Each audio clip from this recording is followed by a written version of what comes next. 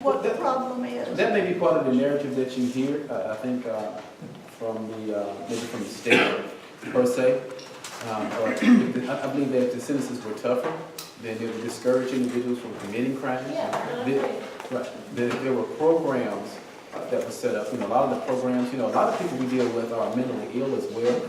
So they're committing crimes because, we don't have the institutions that we go to, and we have to do something with them. So they're kind of jamming up the jail system as opposed to being in a mental institution of some sort. So those are some of the other factors that contribute to what we're, trying to battle with each and every day. Then you deal with education. I mean, all of that's a part of it as well. Making sure that we got good, our kids are trained, having activities to do, having jobs for some of the, when you live in an urban city, sometimes you're going to have some distressed communities for the most part. You're going to have some injured people, and so some of that, we're dealing with some of that as well. So having jobs, job opportunities, training opportunities, which the city, we try to do some of that as well, to try to help out with our AWDA, Atlanta Workforce Development, and train them, provide jobs. But it's just a lot of that's needed, throughout to be able to kind of turn this thing around. I mean, what we have doesn't work. Well, if I can speak, Chief, I worked for 5 years with, very close with the Department of Corrections. And kind of like you said, their perspective is there are two types of criminals. Those that we're afraid of and those that we're mad at. The ones that we're mad at are the ones that they put out on probation, and the ones that they keep, the murderers, rapers, those are the ones that they're afraid of. So those are the ones that they keep confined. The courts also have what's called an accountability court system. An accountability court system, what they normally do is that they try to be proactive and try intervention with some of these offenders because of what causes them to offend, i.e. drugs. Those that have substance abuse problems, they put them in what they call a drug court. They also have individuals that have mental illness, as Chief spoke about. So there's a court for them as well. And they also have a veterans court, and that's what makes the accountability court. So these individuals are convicted, and they are sentenced to probation, and one of the conditions of the probation is to go to these programs. They abstain from going to the programs. So they are trying to, the courts, in fairness to the courts, they do have provisions in place that they're trying to work with, because there's not enough space in the jails. Matter of fact, a few years ago, they closed about 5 prisons. So those individuals came back out into the community. So we work with our state partners, but at the same time, and it's like you said, unless they go into that court system and there's some accountability in that court, some true accountability in that court for crimes that they commit in Fulton County, if they go down to Douglas County, then they'll get some true sentencing. Right. When they go to other jurisdictions, they are getting harsher sentences. We got 3 more questions. Tim, you've been patient. Tim Langan, Rosewood Drive. Any update on the Vortex murders or finding the second person from the Kroger? Well, the second person was arrested Friday, I think? Yes. Friday. But Great. we are still working. We don't want to talk about the Vortex one, but we are still working it really hard. Right. Okay, understand. Right. Ms. Hardwick? That's it. All right, thank you. There was one more person that yes, sir. Frank T, North Island. Speaking of North Island, after the Vortex thing, there was a mugging, which was actually right in front of my house. Any news on that? I don't know if you guys were aware of that.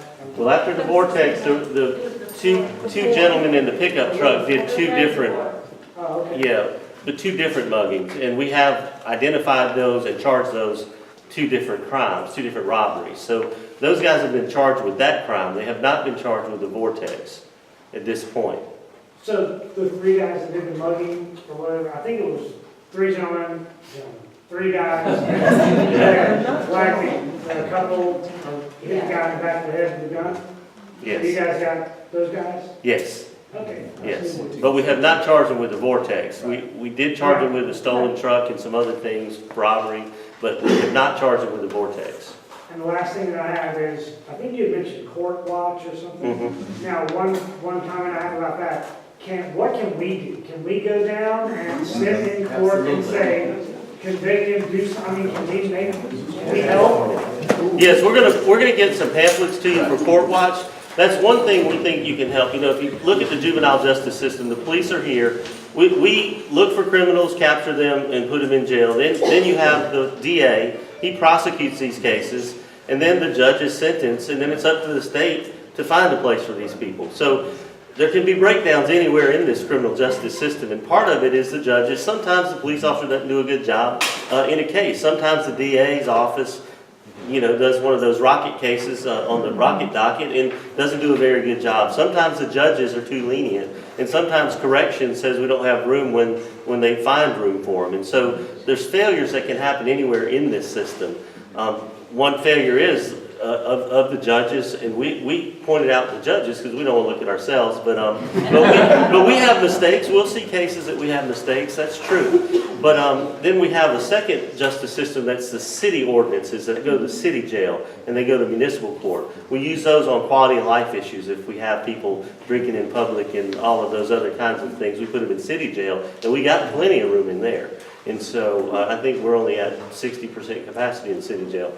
So we have room for some of these smaller offenses. It's the big ones. It's those repeat offenders who, like the guy at the Kroger, he had just gotten out of prison. Had he not just gotten out of prison, that young man would still be alive. And so, you know, we look at it and we see this revolving door where we put him in. Maybe we don't put him in with the greatest cases sometimes, but we put him in. The DA either doesn't prosecute him or does prosecute him. When they get found guilty, they go in front of a judge.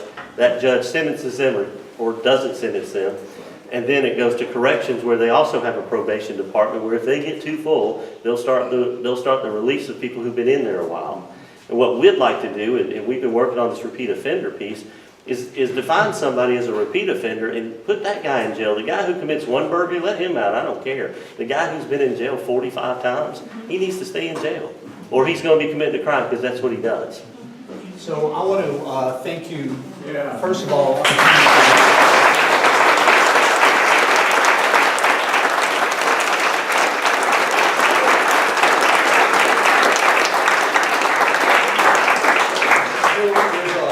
Police time and money sitting in this room. And I really appreciate it. I also want to say, somebody like many of the folks here who's been around for many decades in the city, I have zero doubt that the police force that we have now is the best trained, most intelligent, calmest to respond group that I've ever been around in my entire life, and I appreciate it very, very much. I